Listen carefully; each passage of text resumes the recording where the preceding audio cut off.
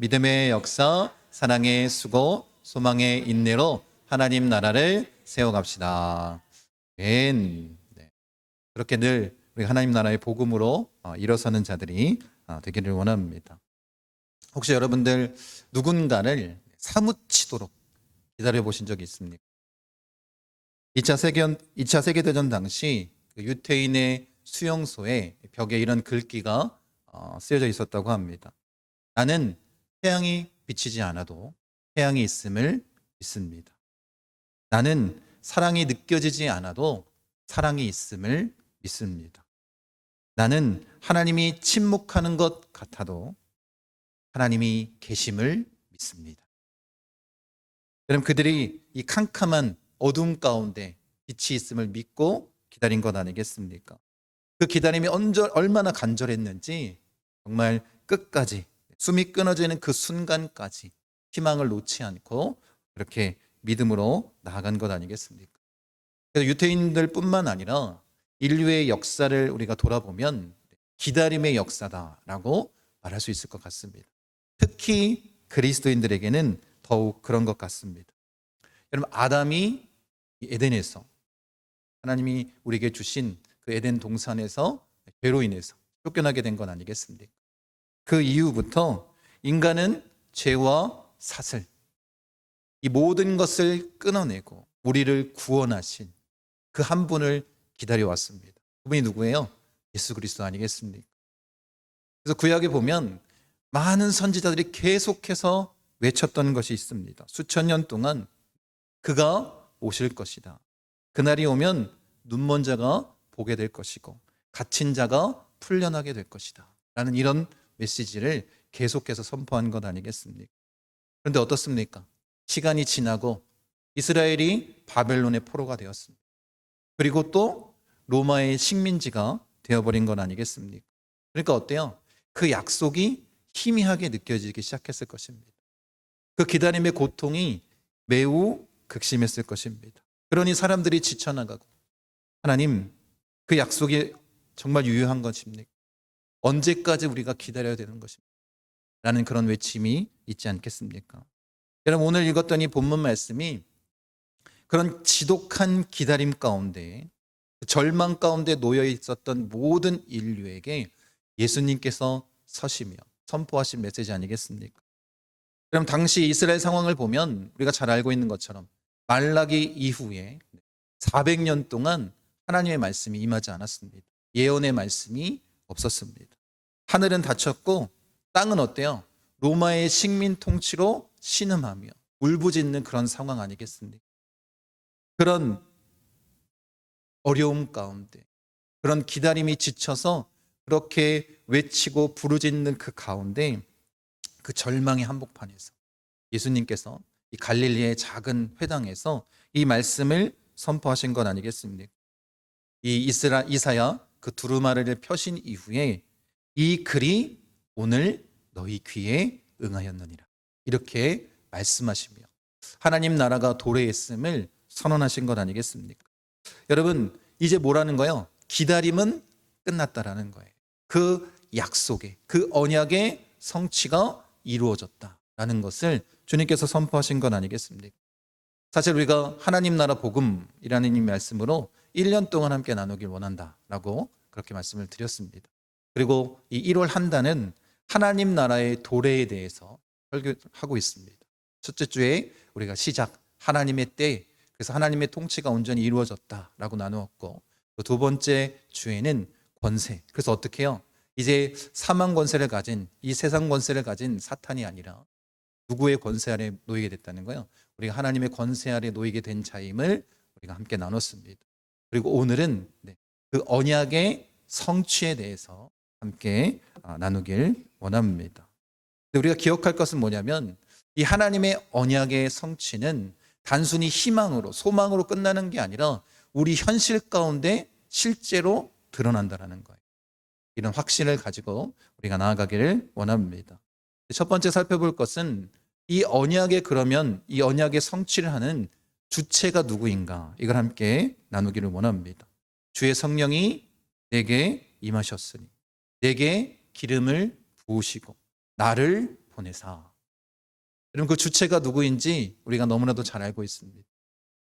그럼 한병철 교수 철학자인데 자신이 쓴 피로사회에 이런 글을 이야기합니다.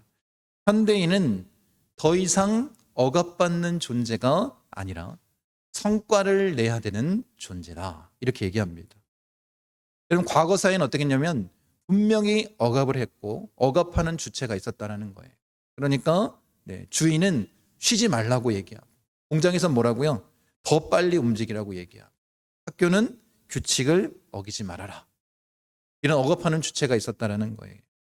누가 나를 힘들게 하는지 너무나도 분명했고 또 우리가 저항해야 할 대상도 분명했다는 거예요. 그런데 현재 사회는 그렇지 않다는 것입니다. 세상은 우리에게 뭐라고 말하냐면 넌 할 수 있어. 내 가능성을 믿어. 노력하면 뭐든지 될 수 있다. 여러분 그런데 이게 격려처럼 들리지만 그 이면에는 아주 무서운 메시지가 숨어 있습니다. 그게 뭐냐면 못하면 누구 책임이라는 거예요? 못하면 다 네 책임이다. 이 얘기를 하고 있는 거예요. 그러니 어떻습니까? 실패하면 우리는 환경을 탓하지도 않고 구조를 탓하지도 않습니다. 모든 원인이 누구한테 있다는 거예요? 나에게 있다. 라고 자포자기한다는 거예요. 내가 부족하기 때문에, 내가 관리를 하지 못해서, 내가 긍정적이지 못하기 때문에 그런 마음을 품고 스스로 어떻게 해요? 계속해서 몰아붙인다는 거예요. 그래서 뭐라고 얘기하냐면 오늘날 인간은 자기 자신에 대한 주인이자 동시에 노예다라는 거예요. 성과를 만들어내기 위해서 스스로 뭐가 된 거예요?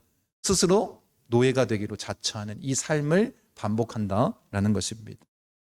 여러분 그것을 피로사회다라고 그렇게 정의를 한 거예요. 여러분 그런데 이 마음이 교회 안에 들어오면 어떻게 되겠습니까? 종교적인 율법주의에 빠지게 되는 거예요. 그래서 구원을 하나님의 선물이 아니라 어떻게 해요? 내가 뭔가를 이루어내서 얻는 내가 성취하는 것으로 착각한다라는 것입니다. 그러니까 어때요? 내가 기도를 많이 해서 응답을 받아야 되고 금식하고 봉사해서 문제 해결을 받아야 되고 여러분 이렇게 믿고 있으니까 어때요? 신앙생활이 힘든 거예요. 무거운 겁니다. 여러분 늘 부족한 것 같고 늘 죄책감에 시달리며 나아가는 그런 신앙생활을 하게 된다는 것입니다. 여러분 이것은 복음이 아닙니다. 종교적인 자기학대 아니겠습니까? 그러니 여기에는 뭐가 없어요? 자유함이 없습니다. 여러분이 신앙생활을 그렇게 하고 있다면 참 복음 메시지를 오늘 이 시간 듣기를 원합니다. 이제 아이들이 뭔가 풍경을 구경하든지 아니면 무슨 공연을 보든지 할 때 키가 작으니까 어때요? 사람들이 많이 몰려 있으면 보지 못합니다. 이 까치발을 들어도 보일까요? 안 보일까요? 아이가 까치발을 들어봤자 그게 그거겠죠. 보이지 않습니다. 그런데 저 뒤에서 그렇게 보기 위해서 까치발을 들고 있는 그 아이의 아빠가 와서 어떻게 하면 될까요? 이렇게 들어 올려주든지 목마를 태워주면 그 아이는 뭘 볼 수 있어요? 풍경을 다 볼 수 있습니다. 여러분 복음이 이와 같다는 거예요. 구원이 이와 같은 것입니다. 우리의 종교는 이 까치발을 이렇게 들어서 하나님 나라를 보려고 애쓰지만 내 노력으로는 하나님 나라를 경험하지 못하는 거예요. 누가 들어 올려주실 때 가능한 거예요? 우리의 주님이 우리를 올려주실 때 가능한 건 아니겠습니까? 그러니 우리의 뭔가 내가 뭘 해서 이루어질 수 있는 건 아닙니다. 세상은 뭐라고 얘기해요? 더 열심히 해라. 네가 할 수 있다. 이런 말을 하지만 주님께서는 그렇게 말씀하시지 않습니다. 어떻게 하신다고요? 그냥 우리를 들어 올려주십니다. 그리고 자유해라 라고 말씀하시는 건 아니겠습니까? 그 복음의 능력을 우리가 온전히 믿었으면 좋겠습니다. 그럼 18절에 보면 예수님께서 이렇게 말씀하십니다. 주의 성령이 내게 임하셨으니 이는 가난한 자에게 복음을 전하게 하시려고 내게 뭘 부으셨대요? 기름을 부으시고 이렇게 말씀하십니다. 그럼 이 기름을 붓는다는 것은 구약에 보면 고대 이스라엘 사회 가운데에서 머리에 감람류 이 기름을 붓는 것 자체가 아주 큰 의미가 있습니다. 일상적인 모습이 아니라 하나님께서 어떻게 하신다는 거예요? 직접 개입하셔서 사람을 세우실 때 하는 행위를 말하는 거예요. 그러니 당시에 왕이라든지 하나님의 통치권을 누구한테? 이 왕에게 위임해서 백성들을 다스리게 할 때 이 기름을 부었습니다. 또 제사장에게 기름을 부었는데 백성의 죄를 짊어지고 하나님께 나아가 속죄하는 그런 역할을 맡는 자들에게 부어주신 거예요. 그리고 선지자들, 하나님의 뜻과 그 말씀을 백성에게 전하도록 기름을 부어서 세워주신 건 아니겠습니까? 그러니까 일상적인 용어가 아니라 바로 하나님의 그 능력을 위임받은 왕이나 제사장이나 선지자에게 기름을 부으신 것입니다. 그런데 예수님께서 내게 기름을 부으셨다라고 선언하신 것은 어떤 의미냐면 이 구약에서 예표되었던 이 왕, 만왕의 왕이시며 모든 제사장을 완성하시는 대제사장이시며 하나님의 말씀을 온전히 성취할 참 선지자임을 선포하신 건 아니겠습니까? 그렇게 주님께서 기름을 부어 누구를 우리에게 보내주셨다고요?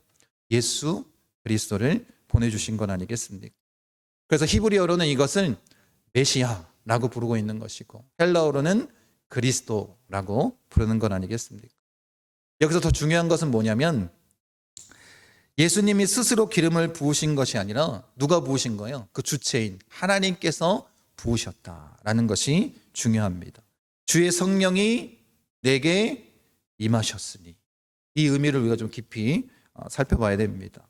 성부 하나님께서 계획하시고 성령 하나님이 능력으로 임재하시고 누가요? 성자 예수님께서 그 일을 수행하신 것 아니겠습니까?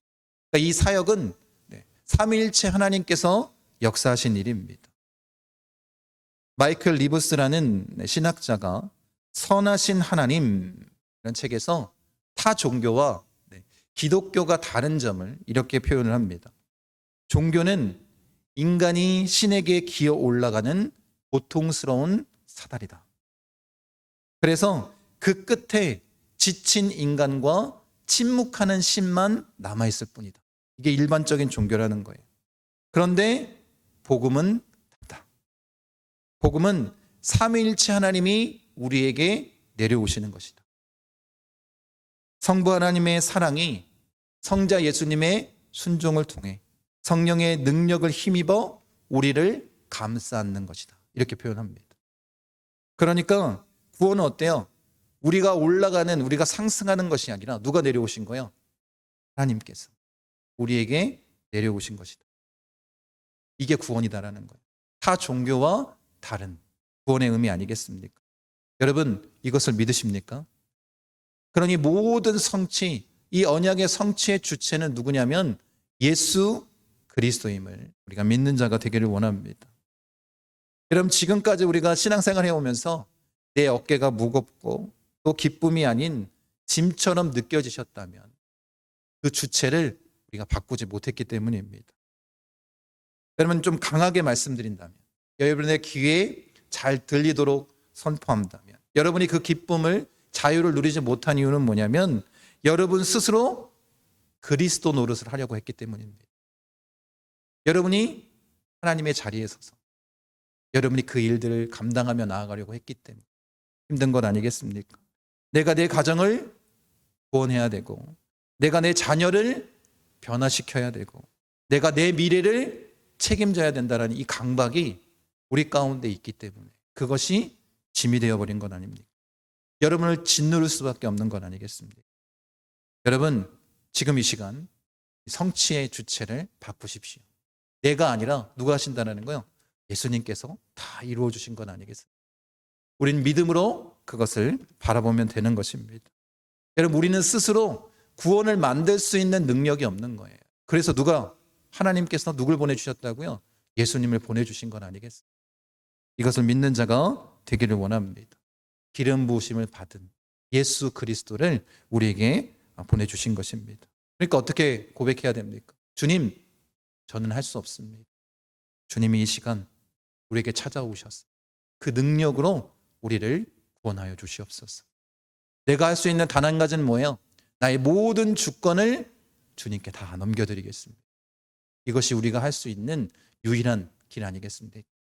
그런 구원을 온전히 누렸으면 좋겠습니다. 여러분 이런 고백이 우리 가운데 깊이 솟아 올라올 때에 우리는 뭘 경험할 수 있다고요? 하나님의 나라, 그 약속의 성취가 이루어진 것을 누릴 수 있는 건 아니겠습니까? 두 번째로 중요한 게 뭐냐면 하나님의 그 언약이 성취됐는데 그 성취의 내용이 무엇인가? 이게 중요한 건 아니겠습니까? 여러분, 정말로 이 말뿐인 위로가 아니라 하나님의 약속이 우리 가운데 어떻게 실현되었는지 이게 중요한 건 아니겠습니까? 우리의 존재를 올가매는 모든 결박을 다 끊어내신 하나님의 은혜를 경험하기를 원합니다. 여러분, 오늘 본문 가운데 예수님께서 자유를 2번이나 강조합니다. 여러분, 이 단어가 매우 강력한 단어입니다. 법적인 의미로 보면 죄인이 감옥에서 석방될 뿐만 아니라 그 전과 기록이 완전히 말소되는 그런 사면이 이루어지는 것을 이야기하고 있는 거예요. 경제적으로 보면 도저히 갚을 수 없는 그 빚을 탕감해 주는 건데 그 빚을 갖고 있는 그 모든 장부까지도 다 불에 태워 없애는 그런 것을 얘기하는 거예요. 그렇게 우리에게 참 자유를 주신다라고 말씀하십니다. 그리고 주의 은혜의 해에 대해서 말씀하시는데 이것은 구약에 기록되어 있는 희년을 얘기하고 있는 거예요. 그런 은혜의 해, 우리 인생의 영적인 희년을 온전히 선포해 주시겠다라고 말씀하시는 건 아니겠습니까? 여러분, 그러니까 이 성취는 그냥 단순히 위로로 추상적으로 끝나는 것이 아니라 삶의 모든 결박을 끊어내는 실제적인 모습으로 우리에게 다가온다라는 거예요. 이거를 믿으시기 바랍니다. 하나님의 나라가 시작되면 우리의 삶이 실제적으로 바뀐다라는 거예요. 이런 믿음, 이런 확신이 우리 가운데 있기를 원합니다. 이것을 예수님께서는 5가지로 말씀하십니다.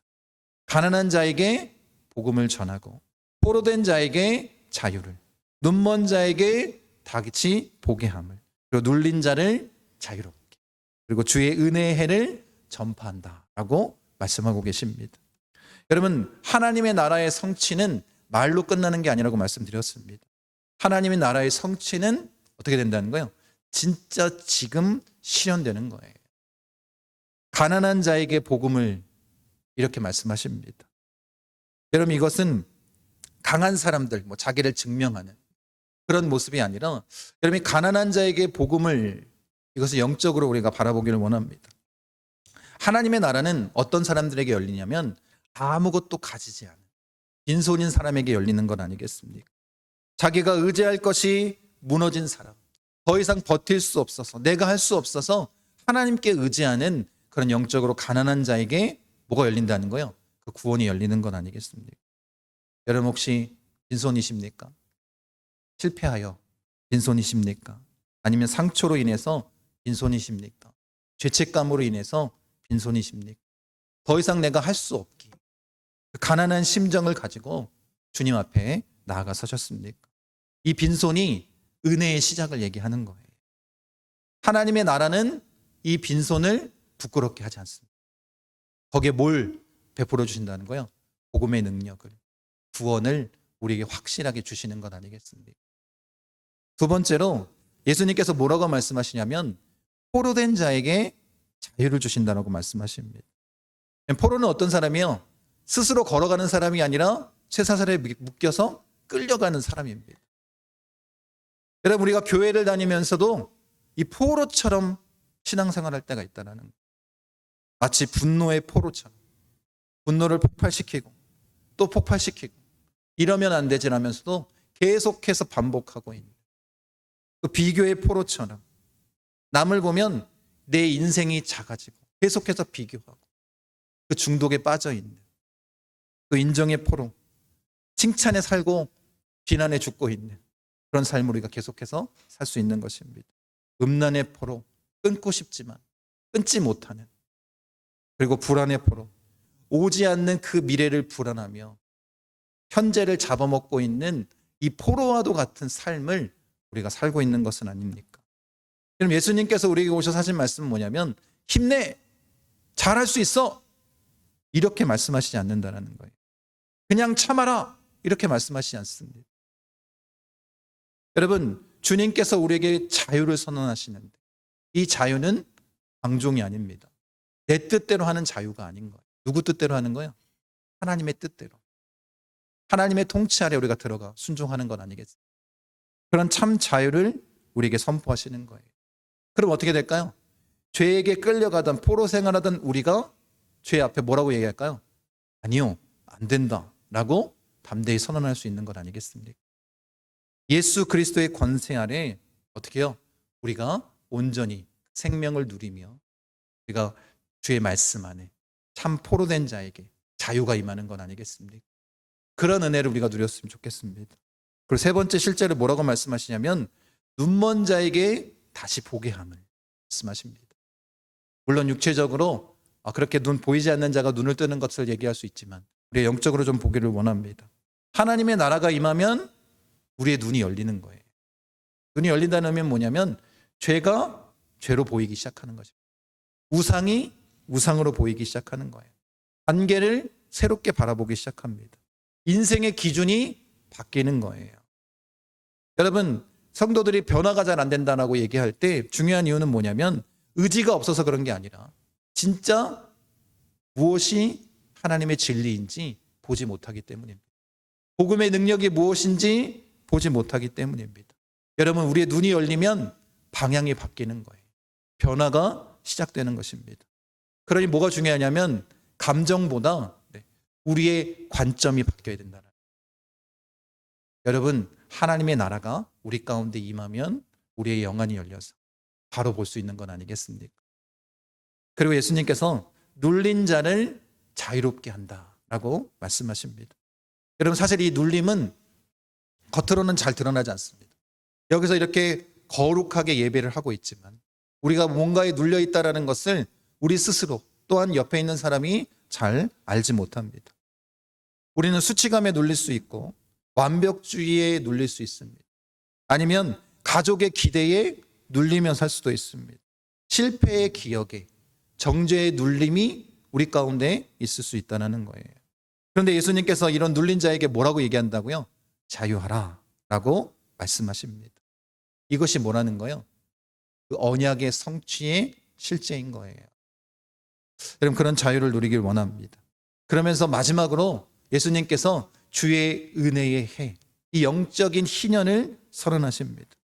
여러분, 레위기 25장에 나오는 이 희년이 50년인데 이 희년의 때가 되면 어떻게 된다는 거예요? 이제 모든 것이 다 회복되는 것입니다. 여러분이 잘 알고 있는 것처럼 50년마다 이 희년의 나팔이 울리게 되면 모든 노예는 조건 없이 해방되는 거예요. 모든 빚은 탕감받는 것입니다. 가난 때문에 팔았던 땅은 원 주인에게로 돌아오게 되는 이 희년의 역사를 말씀하고 있습니다. 거룩한 리셋, 이런 은혜를 베풀어 주시는 거예요. 그런데 이스라엘이 역사상 단 한 번도 이 희년을 완벽하게 행한 적이 없습니다. 여러분, 그런데 예수님께서 오셔서 선언하시는 것이 무엇이냐면 이 영적인 희년을 온전히 회복시켜 주시겠다는 거예요. 내가 왔다. 이제 완전한 그 희년이 시작되었다라고 말씀하시는 것입니다. 죄의 빚이 다 사라진 거예요.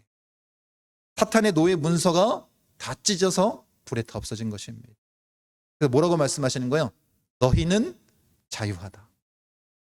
그 참 자유를 누릴 수 있는 자가 되기를 원합니다. 여러분, 이 성취는 우리의 감정만으로 남아있는 것이 아니라 어떻게 하신다는 거예요? 반드시 우리의 삶의 변화로 나타난다는 거예요. 자유함을 온전히 누리는 자라면, 내가 정말 구원받은 자라고 확신하고 그 말씀 가운데 나아가는 자라면 우리의 삶은 어떻게 된다는 거예요? 변화가 나타나야 된다.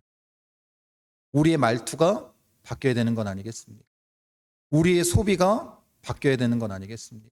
우리의 관계가 바뀌어야 되는 건 아니겠습니까? 그리고 우리의 우선순위가 바뀌어야 되는 거예요. 이것이 구원을 경험한, 자유를 누리는 자가 마땅히 해야 될 모습 아니겠습니까? 여러분, 추상적으로 감정적으로만 이 성취에 대해서 바라보는 자가 아니라, 하나님 나라의 복음에 대해서 바라보는 자가 아니라 그런 변화의 역사를 온전히 이뤄나가는 자가 되기를 원합니다. 마지막으로 예수님께서 아주 중요한 것을 말씀하시는데, 그러면 이 하나님 나라의 성취, 이 언약의 성취가 언제 이루어지는가? 이 말씀을 우리에게 해주십니다. 대문호였던 톨스토이가 이런 얘기를 합니다. 세상에서 가장 중요한 때는 언제일까요? 바로 지금이다. 이렇게 얘기를 합니다. 지금이 제일 중요하다는 거예요. 여러분, 사탄이 우리에게 행복을 빼앗기 위해서 뭔가 아주 대단한 일을 꾸미지 않습니다. 그냥 옆에서 이렇게 속삭인다라는 거예요. 하나님 믿는 거 좋지. 사랑하는 거 좋지. 섬기는 거 좋지. 그런데 내일 해. 오늘은 피곤하잖아. 언제 하라고요? 내일 하라고. 그렇게 우리에게 유혹하며 속삭이기만 하면 된다는 것입니다. 여러분, 우리 그리스도인들이 정말 안타까운 게 뭐냐면 그 하나님 나라를 마치 먼 미래에 이루어질, 그래서 우리는 지금 뭐 하고 있어요? 보험을 든 것처럼 신앙생활을 한다는 거예요. 지금은 힘들지만 미래는 어떻게 해요? 우리가 천국 가서 천국을 누릴 거야. 이런 생각으로 신앙생활을 한다는 거예요. 근데 여러분, 주님이 말씀하신 것은 먼 미래 하나님의 나라가 임하는 것이 아니라 지금 오늘 우리에게 임했다라는 거예요. 지금을 지옥처럼 살아가지 말라라는 거예요. 지금이 바로 하나님의 나라가 임한 그 날임을 우리가 믿었으면 좋겠습니다. 여러분, 그래서 주님께서 오늘을 강조하시는 거예요. 이 글이 오늘 너희 귀에 응하였느니라. 지금 임한 것 아니겠습니까? 여러분, 바로 하나님의 때인 그 카이로스가 언제 오신 거예요? 예수님께서 이 말씀을 선언하신 그 즉시, 오늘 지금 임한 것 아니겠습니까? 그리고 응하였다라고 말씀하십니다. 그 완료 수동태입니다. 이미 성취되었고 그 효력이 어떻게 됐냐면 계속해서 지속되고 있다는 걸 말씀하시는 거예요. 취소될 수 없는 확정된 사실이다라는 거예요. 그 하나님의 나라가 지금 임한 건 아니겠습니까? 예수님께서는 그 하나님의 나라를 미래로 유예시키지 않으셨습니다. 지금 예수님을 왕으로 영접하는 그 순간 어떻게 된다는 거예요? 그 하나님의 나라는 시작된다는 거예요. 이것을 믿는 자가 되길 원합니다. 여러분, 하나님의 나라는 우리의 삶의 한복판에서 시작되는 거예요. 먼 미래를 꿈꾸지 마십시오. 지금 그 나라가 시작되는 건 아니겠습니까? 그러니까 이 성취의 시간은 언젠가 이게 아닙니다. 성취의 시간은 뭐라고요? 오늘이라고 말씀하시는 거예요. 여러분, 우리가 신앙생활 가운데 선한 영향력을 나타내지 못하는 사람들이 자주 쓰는 말이 뭐냐면 나중에입니다. 나중에 회개하고, 나중에 끊고, 나중에 화해하고, 나중에 기도하지, 그리고 나중에 순종하지. 이런 이야기를 많이 한다는 것입니다. 여러분, 이 나중에라는 말은 편안한 단어입니다. 그런데 문제는 뭐냐면 결단을 미루게 하고, 그 미루는 동안 어떻게 될까요? 그 마음이 굳어져서 하나님의 말씀을 실천하지 않게 되는 건 아니겠습니까? 그래서 예수님께서 뭐라고 말씀하셨다고요? 오늘 그 하나님 나라가 임했다라는. 그리고 나서 더 중요한 말씀을 하시는데 뭐라고 말씀하세요? 그 말씀이 너희 귀에 임했다라고, 응했다라고 말씀하십니다. 여러분, 이 세상에 하나님 나라의 말씀, 그 하나님의 나라의 약속이 성취되었다라고 말씀하신 것이 아니에요. 뭐라고 말씀하셨다고요? 너희 귀에 응하였다라고 말씀하신다. 이 말씀을 귀담아 들으시길 바랍니다. 여러분, 현재 하나님의 음성으로 누구에게 들린다라는 거예요? 우리에게 들린다라는 거예요. 주님을 믿는 자에게 음성이 들리는 건 아니겠습니까? 여러분, 우리가 기억할 것은 이 언약의 성취는 그 말씀을 들었다 해서 끝나는 게 아니다라는 거. 그럼 어떻게 될까요? 그 언약의 성취는 오늘 우리가 순종한다 해서 시작되는 거예요. 그 말씀이 내 귀에 들렸습니다. 그럼 우리가 어떻게 살아야 되는 거예요?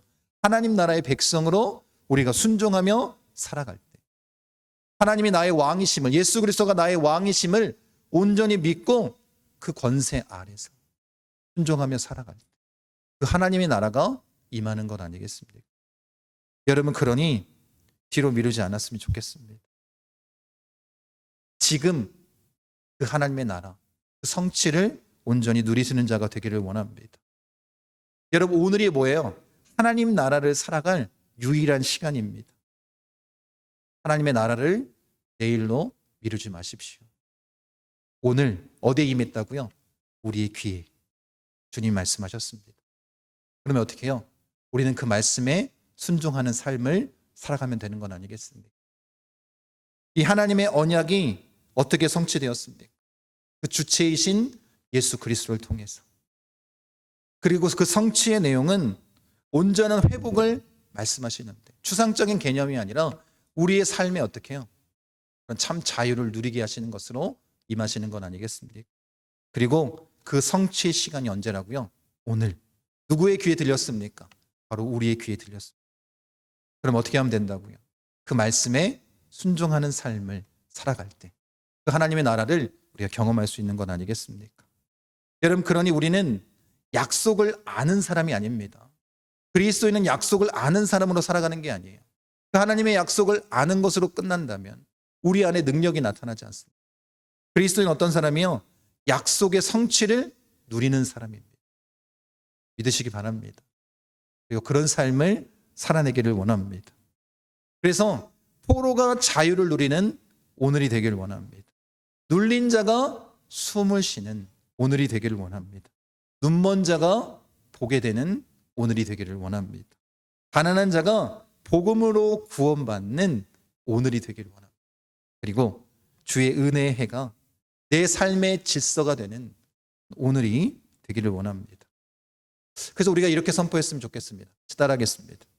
약속은 성취되었다. 조금 더 크게 해볼까요? 약속은 성취되었다.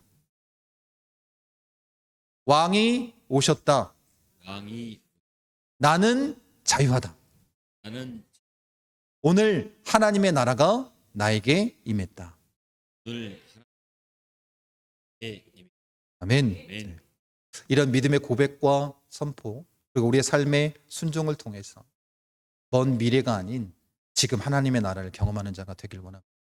그리고 여러분의 변화된 모습, 예수님을 닮은 모습, 더 풍성하게 여러분의 삶에 은혜가 임할 뿐만 아니라 목포 순복음 중앙교회 참된 부흥, 회복의 역사가 임하는 놀라운 은혜를 경험했으면 좋겠습니다.